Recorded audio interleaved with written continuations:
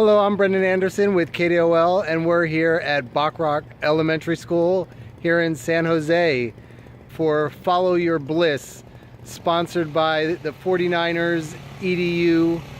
They're here giving back to the community and to schools in the neighboring areas.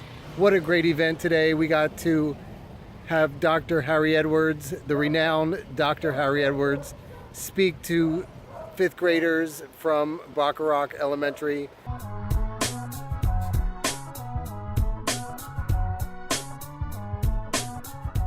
Officer-involved shootings in the Bay Area. This is as old as the post-World War II civil rights movement. These issues have not been resolved. We can't continue just kicking them down the road and saying justifiable homicide. We have got to look at this because it is literally tearing this nation apart. I think that these young people are ready to look at all gun violence, including violence carried out under cover of the badge.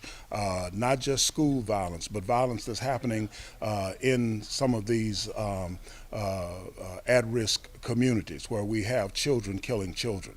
Anytime you have violence at this level that is involving police officers, children killing children, people being killed in churches and schools, in offices and businesses and so forth, you have a problem that you have to deal with. And I think that these young people are the generation to do it. It's an old problem. What happened in Sacramento, they just let somebody go in Baton Rouge who killed a young man who was on the ground with his hands behind his back.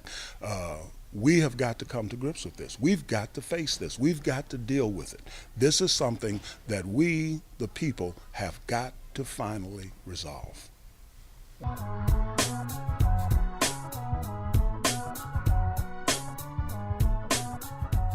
You're talking about somebody who's on a much higher pay scale than I am, and that's not something that they have, that the team or the league has consulted with me about beyond asking me my opinion and for input in terms of the trajectory and so forth of these protests going forward in an era of protest. They're not going to be able to separate the athletes out from what's happening with the young people and the anti-violence gun movement and the Me Too movement and so forth. They're not going to be able to isolate athletes from that.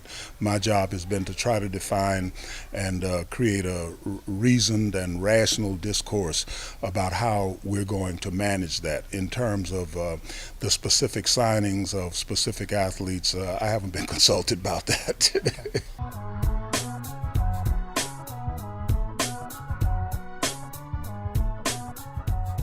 Well, the first time that Cap took a knee during the preseason game, the first thing I did when I went into the locker room was to gather up from him his jersey and his shoes and get him an autograph and turn everything over to the Smithsonian and the National Museum of African American History and Culture. And I told them at the time to put them right next to Ali's because that's going to be the impact of what he was doing even at that time. You didn't have to be Nostradamus to see the trajectory of things and developments. And the challenge that this whole athlete activism movement is confronted with today is that there's a great chance, a very good chance, that the movement will be overwhelmed by broader movements that are targeting the same kinds of concerns. I think that the Me Too movement and what women are doing, especially with the midterm elections coming up and some of the issues that are involved there, along with the movement that these young students have started against gun violence overall, is going to make what the athletes are doing of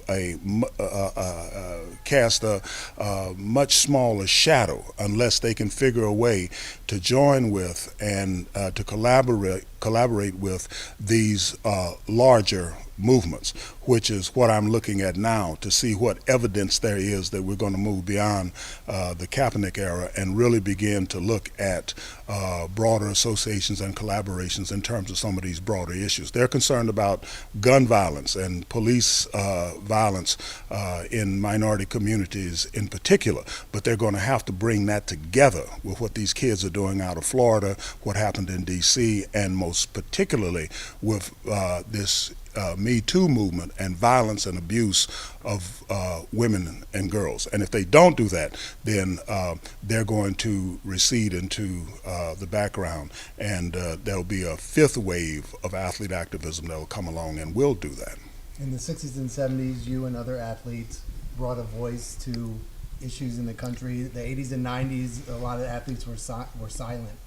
Do you feel there's a responsibility for athletes with that? Well, we in the 1960s we were part of a movement that was defined by a broader civil rights movement, and more specifically the Black Power movement.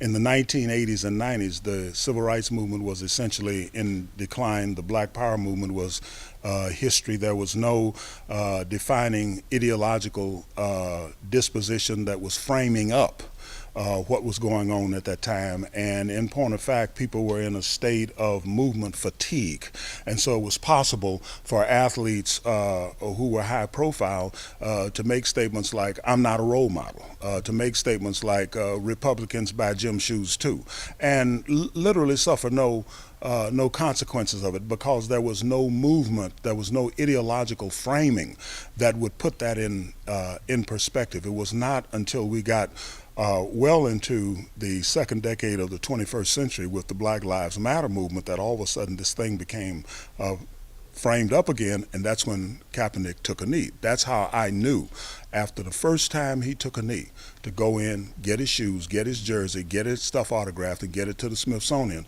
because this is the trajectory that things are going to take.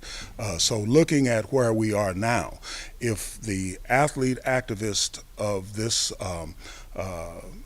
fourth wave era, which is the Kaepernick and LeBron James and D. Wade and Maya Moore and Tina Charles and so forth, Mike Bennett and Malcolm Jenkins, if they do not figure a way to link up with the movements that are now framing up the trajectory of social protests, then they will recede into the background until other activist athletes figure a way that they can align themselves with these new ideological perspectives and activist definitions.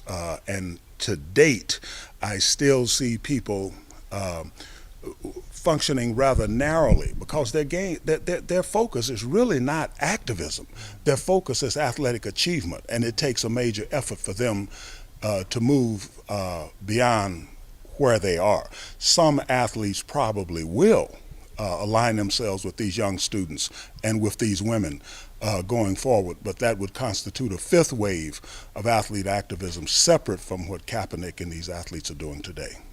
Thank you for joining me today. We'll see you next time.